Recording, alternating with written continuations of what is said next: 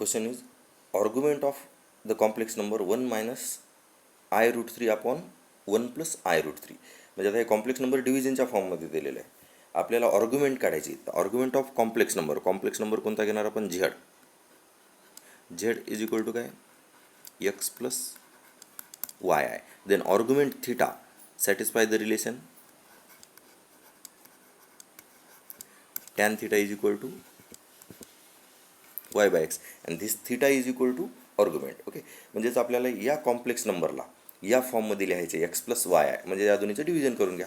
Here let suppose z is equal to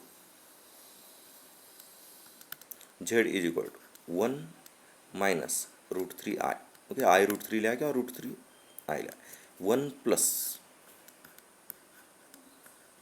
root 3 I हा झाला आमचा ओरिजिनल नंबर. आता याचं करायचं आहे तुम्हाला डिव्हिजन. ओके, लगेच दुसरी स्टेप इथंच लिहितो. डिव्हिजन करण्यासाठी काय करू? कॉम्प्लेक्स कॉन्जुगेटनं मल्टिप्लाय करू. 1 मायनस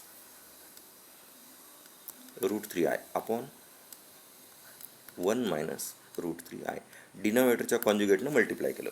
आता इथं मल्टिप्लिकेशन केअरफुली पहा. Okay, multiplication 1 minus root 3 i 1 minus root 3 i that is a minus b whole square. Direct formula लिहून टाकतो. It is 1 minus 2 under root 3 i आणि प्लस रूट 3 आयचा स्क्वेअर म्हणजेच 3 i square whole to the upon 1 plus root 3 i 1 minus root 3 i. It is 1 minus 3 i square. दोन्हीचं multiplication. Okay, now calculation 1 आणि हे route 3 i square म्हणजे हे होते -3. Carefully पहा. हे आय स्क्वेअरची व्हॅल्यू काय? -1 म्हणजे हे -3 आणि 1 इट इज -2. केअरफुली पहा. 1 आणि हे -3 -2 -2 अंडर रूट 3 आय अपॉन पुन्हा सेम हे आय स्क्वेअर -1 म्हणजे हे +3 म्हणजे हे होणार 4. Okay, therefore z is equal to -2/4 म्हणजेच काय ते -1/2 आणि मायनस रूट 3/2 आय. म्हणजे हा झाला तुमचा complex number. Okay, z is equal to -1/2 minus root 3/2 i. Okay, पण आपल्याला काढायचे ॲम्प्लिट्यूड. ओके, ॲम्प्लिट्यूड काय? तर here tan theta is equal to y by x condition satisfy करणार. Theta is amplitude. Okay, here theta amplitude. Theta काय आहे तुमचा? Amplitude. Therefore tan theta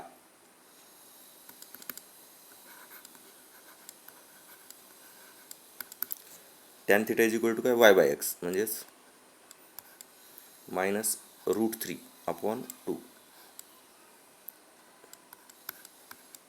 म्हणजे किती होते?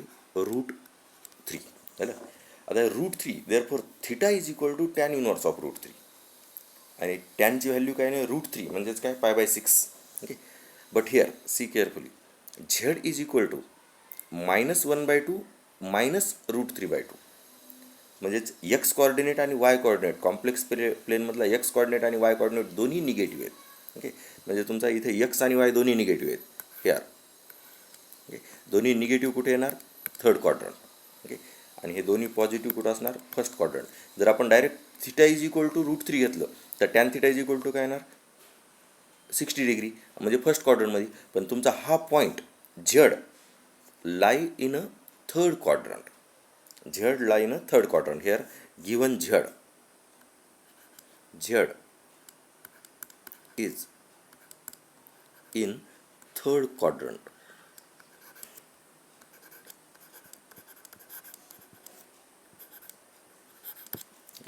Therefore, theta is equal to okay here tan theta is equal to आता direct आपण इथं काय लिहिणार? tan π/3. पण झेड कसा आहे तुमचा? थर्ड क्वाड्रंटमध्ये. हा झाला तुमचा ॲक्यूट अँगल फर्स्ट क्वाड्रंटमध्ये. Therefore tan theta is equal to tan π/3 ला काय? It is tan pi plus π/3. Okay, π/3 आणि tan pi plus π/3 it is again π/3 by allied angle. म्हणजेच तुमचा थिटा काय आला आहे? पाय प्लस π/3. पाय 180 आणि पाय बाय 3 60 म्हणजेच 240. ओके, हिअर आता हे 240 हे ॲन्सर झालं तुमचं. पण अँगल 240 कशामुळे घेतला तर हा झेड थर्ड क्वाड्रंटमध्ये आहे. आणि थर्ड क्वाड्रंटमध्ये काय पाय plus theta, third quadrant. Okay, आणि हे जर फर्स्ट क्वाड्रंट असतं दोन्ही पॉझिटिव्ह पॉझिटिव्ह कॅल्क्युलेशन तर √3 येणार. कॅल्क्युलेशन √3 येणार, त्याला टॅन पाय बाय 3 डायरेक्ट लिहिणार.